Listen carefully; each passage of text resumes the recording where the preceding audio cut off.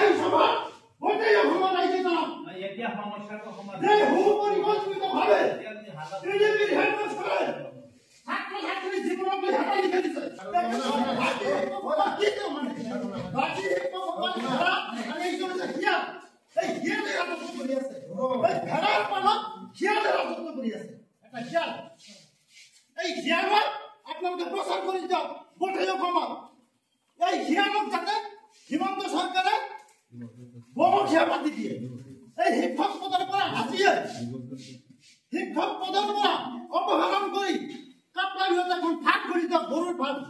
তেখেতে গৰু চৰাব পিডিবি মিলন হাইস্কুলৰ পৰা আমাৰ বিদ্যালয়ৰ 13 জন ছাত্ৰ ছাত্ৰীৰ নাম সম্পূৰ্ণৰূপে ভুল কৰি দিছে এইজন পিডিবি মিলন হাইস্কুলৰ হেডমাষ্টাৰে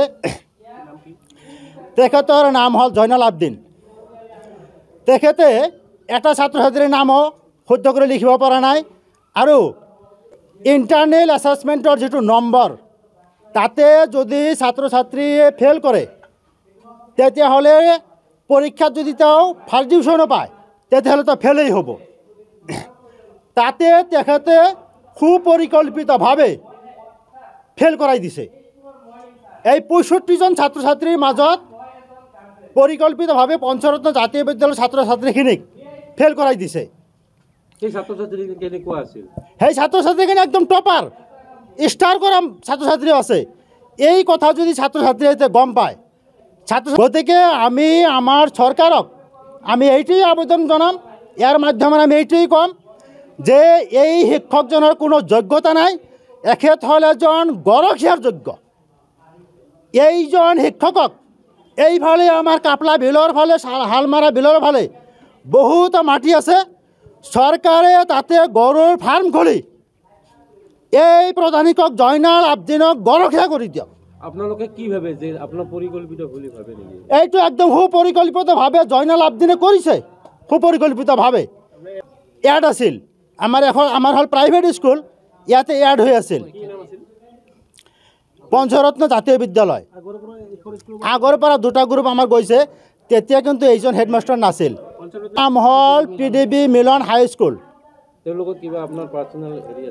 আমাৰ লগত তেনেকুৱা পাৰ্চনেল নাই কিন্তু যদি কিবা শত্ৰুতা আছে মোৰ লগত থাকিব পাৰে সেই বুলি মোৰ শত্ৰুতাৰ প্ৰতিশোধ ছাত্ৰ ছাত্ৰীৰ মাজেৰে কিয় ল'ব তেখেতে মোক আক্ৰমণ কৰিব পাৰে মোক কিবা আক্ৰমণ কৰক মই তাত মানে বেজাৰ নহওঁ দুখিত নহওঁ কিন্তু ছাত্ৰ ছাত্ৰীৰ জীৱন ধ্বংস কৰাৰ একটা পৰিকল্পনা কিয় কৰিলে প্ৰেক্টিকেল মাৰ্ক দিছে 2-1 তাৰমানে একটা ছাত্ৰ ছাত্ৰী পাছ কৰা নাই সেইবোৰ ছাত্ৰ ছাত্ৰী আমাৰ ছাত্ৰী ষ্টাণ্ড কৰিব ডিষ্টিংশ্যন পাব এইবাৰ একদম মানে টপাৰ আমাৰ ছাত্ৰ ছাত্ৰীখিনি গতিকে সেই ছাত্ৰ ছাত্ৰীখিনিয়ে সুপৰিকল্পিতভাৱে এইজন প্ৰধান শিক্ষকে মানে ফেল কৰোৱাৰ এটা ধান্দা লৈছে আমি এই 13 জন ছাত্ৰৰ প্ৰেক্টিকেলৰ এই ইণ্টাৰনেল এছেছমেণ্টৰ মাৰ্কখিনি দিয়া নাই আমি মাত্ৰ ভৰাম ইতিমধ্যে আমাৰ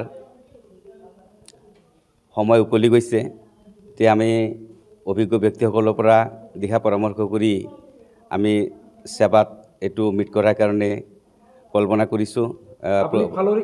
প্ৰস্তুতি লৈছোঁ আপোনাৰ যোনখন তাত হেৰি ওলাইছে তাত 2 মাৰ্ক 1 মাৰ্ক দিয়া দেখিবলৈ পোৱা গৈছে সেইটো কোনে দিছে আমিও ভৰোৱা নাই কোনবা দুষ্কৃতি কৰিলে আপোনাৰ হাতত দায়িত্ব আছে পাছৱাৰ্ডটো আপোনাৰ তাতে আছে আপুনি কোনে ভৰা নাই আপুনি মিছা কথা কিয় ক'ব লাগিব পাছৱাৰ্ডটো আমাৰ হাততো আছে আৰু এখন বিদ্যালয়ত প্ৰধান শিক্ষকে দি গৈছিলে গতিকে আমি কৰা নাই গতিকে এইটো কোন দুষ্কৃতিকাৰী কৰিলে এইটো মই গম নাপাওঁ আপুনি ৰেছপন্সিবল নহয় তাৰ মানে মই ৰেছপন্সিবল এইটো প্ৰধান শিক্ষক হিচাপে হয় কিন্তু কৰা নাই এইটো কৰিলে এইটো তাৰ কাৰণে আমিও দুখিত যে এইটো কেনেকৈ হ'লে তাৰ কাৰণে আমিও এইটো অনুসন্ধান চলাই আছোঁ আৰু এতিয়া যি 13 জন ল'ৰা ছোৱালীৰ ইণ্টাৰনেল এছেছমেণ্টৰ মাৰ্কবিলাক খুব কমি গৈছে 2-1 কৰি গৈছে সেই মাৰ্কবিলাকৰ কাৰণে মোৰ হেতালি হৈছে মোৰ অজ্ঞাতে হৈছে